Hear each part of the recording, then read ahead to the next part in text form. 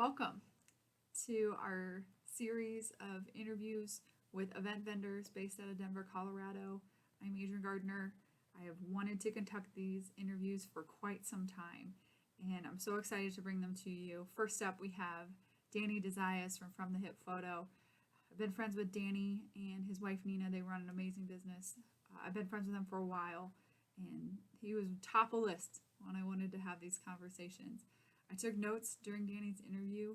I hope you find them inspiring, refreshing. He talks about branding, he talks about finding your passion. It's really incredible. I couldn't put this all into one episode, so I split Danny into two, episodes 1 and 2.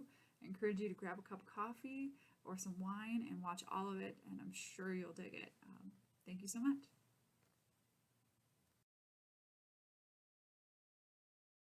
Hi, everybody. Welcome to the show, Talking with AG from TGE, the show where we interview some awesome event vendors based out of Denver, Colorado. Today is our first show. Super exciting to welcome Danny de Zayas to the show from the Hip Photo.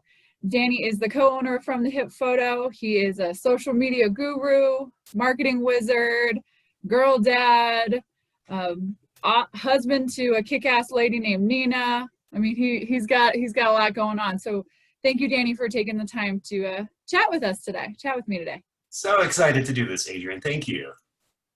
Awesome.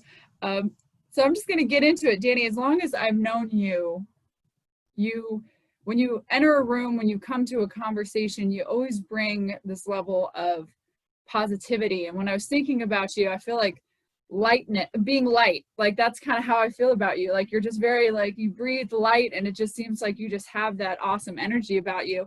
And I'm super curious if there's like a reason behind that, if you have to kind of force yourself into that, or is that just something that naturally who you are? I gotta know. Holy cow. What a great softball question to start. I love it. No, it's super, super flattering. And, I'm trying to dissect that a little bit. I'm a person, and everybody's got days, right, where it's hard to focus or get out of bed or be positive. I think a lot of it just honestly stems from feeling really grateful about life in general, about being in good health and having a business that's been fortunate to do well. And you mentioned my badass wife. That's a big part of it. That's kind of my first moment every day, is waking up and looking over at her and being like, yeah, I get another day. It's interesting. I don't know that I would describe myself in those terms, but it makes me really happy that that's how I'm read. And I think it's also just, it's easy. It's easy to get caught up in focusing on negative things. They feel bigger. They're larger on the radar screen emotionally. And I think that that's something that is a little bit deliberate and intentional, is saying, okay, well, that stuff's always there, and it's really easy to spot. Sometimes it's harder to see those silver linings, but they're so much more valuable. And, when I think about my childhood growing up, I had kind of like a stressful household, and that's not something that I want for my kids. I want them to understand that there are always stressors, and it's what you do with that really determines how happy you are. But we got great friends in an industry surrounded by really cool, creative people. And that makes it easy too, to walk into a room and be excited to see people and be like, yeah, these are my people, these are my friends. So, maybe you're getting a different version of me than other people, because I'm always happy to see you. Need a wider sample size there. I love that response. That was great. And I think what resonated, hopefully the people viewing this can resonate with that as well too, is just that level of gratitude of what you can be thankful for in your life now more than ever. I think that is super important, and I love all that response there. I thought that was great. Well, yeah, and not to belabor the point, but my wife is an immigrant. My dad is an immigrant. I grew up, never would say that I grew up poor, but was definitely like poor adjacent. Like, we didn't have a lot of money, and The place where we grew up was interesting, but I think that also gives a different lens. Like I never thought that I would wind up in this place where I am. And so that makes it really easy to kind of have perspective and context and be like, oh yeah, this is like I wake up every morning and it's way better than what I would have guessed when I was 10 years old. So there's that. Danny, you talked a little bit about your background, and I'd love to kind of get into that a little bit more because I know before you moved to Denver, you lived in New York, and you did work in marketing and kind of brick and mortar there. And I'm kind of curious if like that kind of led you down this journey to kind of where you are with From the Hip and living in Denver. Like, I guess kind of tell us a little bit about that journey, if you would. Yeah, I think that I'm sort of an accidental or begrudging entrepreneur, but it makes sense. Like my dad had his own business when I was a kid, and my sister had entrepreneurial ventures, and my brother has wound up being this sort of serial entrepreneur. But I grew up, fully like this punk rock kid, business is bad, money's bad, all of that, and never took a single business class in college. I was pretty much a straight up like film school kid. And then totally by happenstance, the company that I was working for in college wound up sort of exploding in a good way. And it was an early e-commerce business. And it was a situation where like the 5 people who were there suddenly had to wear 30 different hats. And it was kind of like, okay, you are going to be the warehouse and distribution person, and you're going to do this. And so I was really fortunate. I just fell into this baptism by fire of doing kind of all of their marketing stuff. And this is early 2000s. So it was like, even before YouTube had come online, and it was just sort of, I was given carte blanche to go out and try things. And if they didn't work, that was okay. Move on, try something new. So I did a lot of early like blog advertising, doing placements on and banner ads on blogs. Did a lot of early like pay-per-click campaigns, all of these little things, creating video content, doing things in partnership with like music promotion companies and lifestyle brands and other things. And so I got to dip a toe in all of these different dimensions without the fear of really messing up, because the company was so laid back and young and there was no template. So I didn't have anyone telling me like, these are our sales goals and this is the ROI that you need to get for this expenditure. It was just kind of like, if it feels right for this brand, do it. And if it works, awesome, keep doing it. And if not, just learn from that and try something new. So that position wound up touching a lot of different things, including, like you mentioned, retail. So we had brick and mortar stores across the country, and same kind of thing. Like I would get told, we're going to open a store at this, at the Planet Hollywood in Las Vegas. Go out there. And I'd go out and like literally walk into a space for the first time, be like, oh, this used to be a surf shop. Cool. I got to go to Home Depot and buy a sledgehammer and start taking stuff down. I've got to figure out how to hire people out here and, find a store manager and find employees.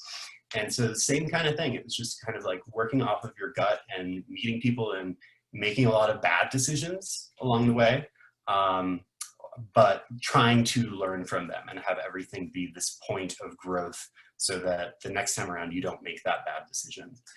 And so what I learned from doing all of that was that running a business was super creative. And this mindset that I had had initially of like, business is bad was misguided. It was a reaction formation to these other feelings that I'd had. And that within running a business, I could see just how creative and artistic and experimental you could get.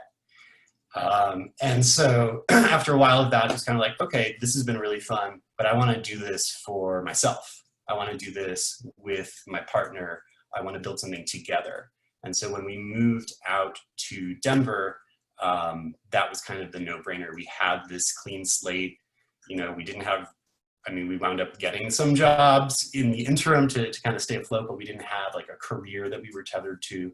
And so it was a perfect storm in that regard, like nothing to lose. Here's the thing we want to do. Let's give it a shot.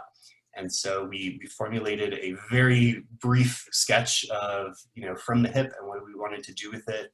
over a holiday break, and then started it and said, we'll give it a year. And if it gets traction and it's successful, awesome, we'll keep doing it. And if it doesn't pan out, that's okay too. It's like, to kind of get into From the Hip just a little bit more, one of the things I really dig about you guys is your level of engagement in the small business community.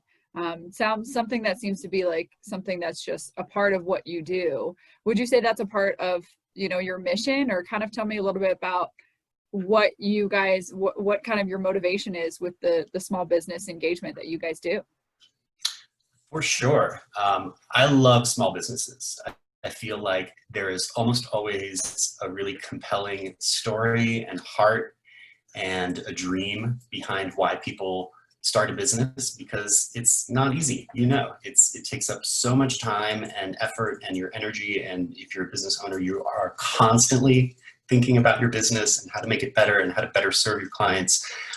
So working with small businesses is just a really great direct way to tap into people's passion and to hopefully help them then take that vision and passion and expand their reach. And that's kind of how we view the work that we do.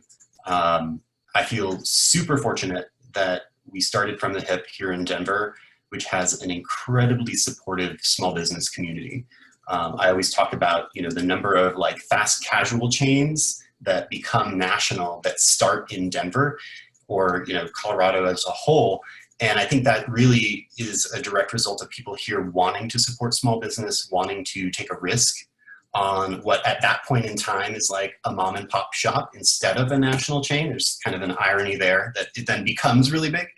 But we're very aware of that, right? So the fact that there is this vibrant community, and as the city grows, we want to make sure that we are working with those businesses to help preserve the integrity of that, making sure that Denver is a place that can continue to be an incubator for small businesses, that's sort of a launch pad for them.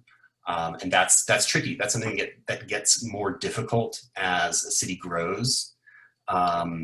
So that's super fun for us. And it's just a really neat way too of connecting with a really wide spectrum of businesses. Like I find that so fascinating. Like when you team up with, you know, a winery or a company that makes, you know, sausages or whatever it is, you get to learn all about that world. And that's fascinating to me just on a personal level. Like I love getting in there and understanding like, oh yeah, here's the, you know, the crazy specific machinery that this company uses every day. And having that outside lens is really helpful too, just because I think when you're close to your business, it's hard to see those things. So if I go to a winery and I see, you know, their canning assembly line, to me, like that speaks to the, you know, 7-year-old in me, like, oh, that's really cool. Like visually, it's cool, it's interesting, it's how the machinery works. And let's tell that story. Let's talk about that in relation to your brand and your company. Whereas for that person who's there at the winery every day, maybe it's just part of the background noise and sort of the day-to-day humdrum part of what they do. That you enjoy the learning about these small businesses, about their process, maybe who their employees are, you know, kind of what they're doing. So, you know, would you say as you grow older as an adult, that learning is still something that you're very passionate about? Seems like sometimes that can be kind of pushed to the wayside, and you're over here talking about how it gives you energy. Is that something that is just a part of you? Oh, hell yeah. I mean, it seems torturous to think about, you know, a life or a career where you're not learning and you're not growing. And, you know, maybe that is not a universal belief, but for me, it's such a core value, right? It's what makes things exciting. I'm not the kind of person who would be able to come in and do the same job every day. That would be totally demoralizing for me. And so finding those areas where, you know, something is a little bit outside of our comfort zone, where we feel confident that we can do it well, but that there's that learning component and we've got to figure something out, that's really the most fertile ground for me. That's the space that I love to live in. It's like, it's a little uneasy, but you've built this body of previous experience that makes you feel confident that you can tackle it. So absolutely. And, you know, it's interesting when you think about, you know, about a third of what we do is commercial photography. and about a third is events, and a third is weddings and engagements, that kind of thing. And within each of those categories, there's still so much room to learn. And I think photography, you know, as a creative pursuit, as an art form, but also as a commercial venture, you can always improve. The technology is always changing. The resources are always improving. The fact that we have a team dynamic here where there are 5 people who can teach one another, all of that is really instrumental in making this a place that I want to come to every day and get excited for, because there's no shortage of opportunities for learning new things and testing things out, and, you know, sometimes swinging and missing, but that's okay too. That's just part of the fun. Well, I gotta bring something up there, because now you've mentioned it twice. You've made potentially bad decisions, and you've swung and you missed. Do you have maybe a story that you might want to share with us about a failure? Because we all know that we have them in our small businesses. Maybe something that you tried that didn't work out.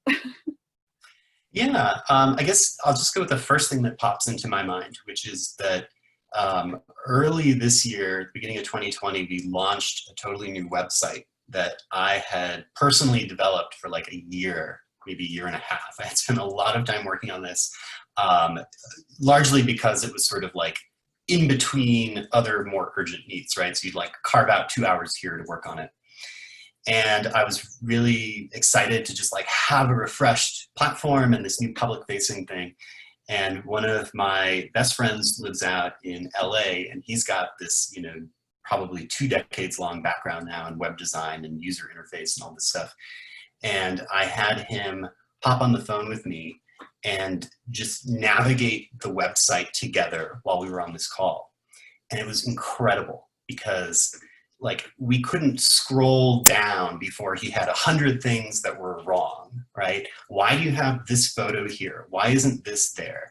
And it was amazing. It was so incredible to have that experience, and super fortunate to have a friend who would share their expertise and insight. And so I had this thing that I had created that I was proud of that he just tore apart, and not in a vicious way, right? So being able to be in that moment and not feel precious about like, oh, I made this thing and I have ego about it and it's great and you're wrong and here's why you're wrong, right? Being defensive. That was a really good example. And his advice, his feedback there was so instructive. And I just took everything that he said and made this huge laundry list. And then I spent, you know, the first 2 months of the quarantine kind of like going through and chipping away. And yeah, this should be a logo and not text, right? This photo shouldn't be here. Why is this here? Like, I like this photo, but somebody who's never been introduced to our company before, like there's no context for them. And I'm still honestly like plugging away at little things. But I think that's a good example of like, you can construct that mentally as a failure, right? Like I spent all of this time and effort, poured all these resources into building this thing and it sucked. It didn't do the stuff I was wanting it to do. But it's, you know, but it's not a failure because now we have a site that's much better and that will continue, right, to take that hammer to and be like, oh, this doesn't work anymore. Or this isn't doing the thing we want it to do. Or, hey man, I just put up this new page. Will you take a look at it and tell me everything that's wrong with it? So I think that this is maybe something that's kind of been like, I sort of feel like it's in, the horse has been flogged, right, about failure as like, well, you fail up and you do that. But it's fundamentally true. It's a real thing that I believe. And I think it's complicated because there are times where you don't have the luxury of failing upward, right? Where you've like got to get something right the first time. And it's not to say that you don't out of the gate try your best and work in a really thoughtful way. But it's more of an admission and realization that there is always huge room for improvement.